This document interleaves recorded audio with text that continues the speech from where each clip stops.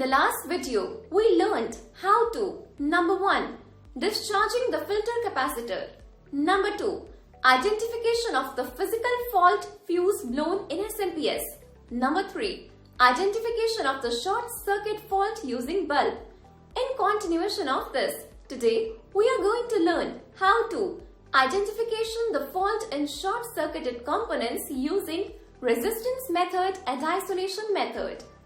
Identification of the short circuited components. Connection of SMPS, the circuit for performing load test.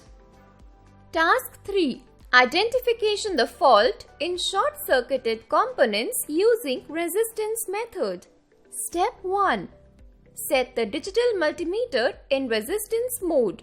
Step 2.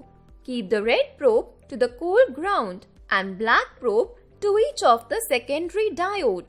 If any of the components shows same resistance reading, low readout on both polarities, then suspect that there is a problem in that component. If the multimeter shows different values on both polarities, then the component is good. Task 3. Identification the fault in short-circuited components by isolation method. Step 1. Identify the B+ line of the back or boost sections and break or disconnect the B+ line from the circuit as shown. Step 2. Connect the 100 watt bulb between the B+ line to cold ground. Step 3. Power on and verify the bulb glowing condition. Step 4. There are 5 possibilities that can be expected from the light bulb. The light bulb lit with a constant brightness and all of the output voltage measured normal at the secondary side. This indicates the SMPS is working fine and the cause of the power problem in the load side. It may be flyback transformer, yoke coils, etc. No light from the light bulb and no voltage measured at the output of the power supply. This indicates the problem is in the SMPS. The light bulb glows intermittently. This could indicate components failure in the power supply like bad filter, capacitor, current sense resistor, higher ohm, etc. Value would have been increased. The light bulb become extra bright and all the output voltages have increased.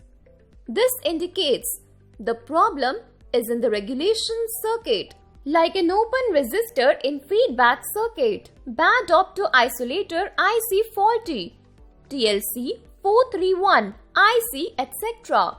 The light bulb keeps cycling continuously on and off. This could indicate problem in the SMPS area, and it can also mean the opto-isolator IC is sending an error signal to the primary circuit of power supply through opto-isolator IC, causing the power supply to cycle. Task 4. Identification of the short-circuited components. Capacitor checking. Step 1. Disconnect the power card. Step 2. Discharge the main large capacitor. Step 3. Test the healthiness of diodes and capacitors at secondary section using multimeter. Testing of diodes using multimeter. Set your multimeter to the diode test mode. Connect the multimeter probes to the diode terminals. The red probe should be connected to the anode of the diode, and the black probe should be connected to the cathode.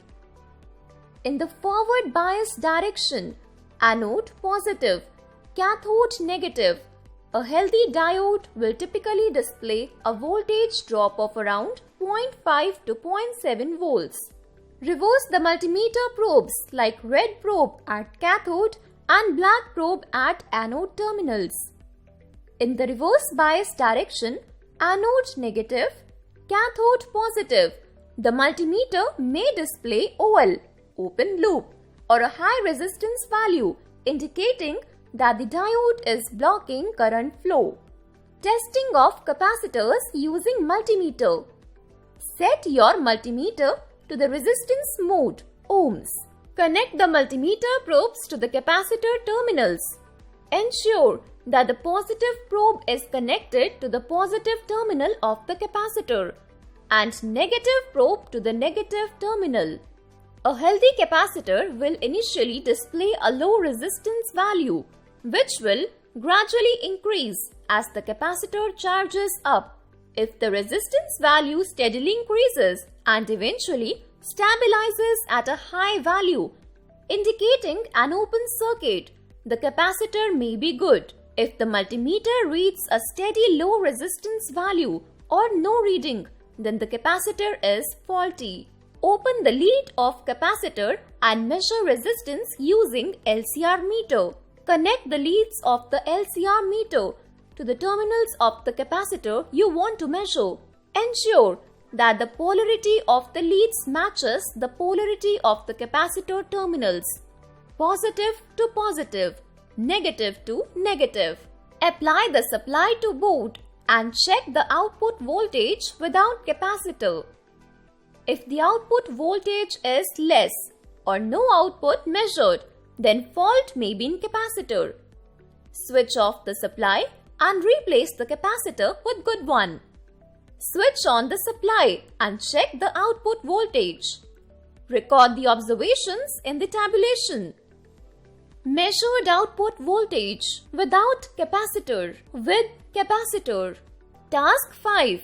Connection of SMPS the circuit for performing load test. Step 1. Connect the circuit as per the circuit diagram. Step 2. Connect the 5 ampere moving coil ammeter in series with a 100 ohm by 2 ampere rheostat at the SMPS output as shown in the circuit diagram with correct polarity. Step 3. Connect a 20 volt moving coil voltmeter parallel to the circuit with the correct polarity as shown. Step 4. Connect the 240 volt AC power supply to the input side of the SMPS unit. Step 5. Power on the circuit. Step 6. By decreasing the resistance value in the rheostat, increasing the current in steps of 200 milliamps. Note down the corresponding voltage and tabulate the reading in the table. Step 7. Observe that even when the current is varied by the load, the output of SMPS remains constant at the rated voltage as in the graph. Recap. In this video, we have discussed how to identification the fault in short-circuited components using resistance method and isolation method. Identification of the short-circuited components.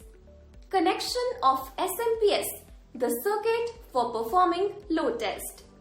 Thank you for watching.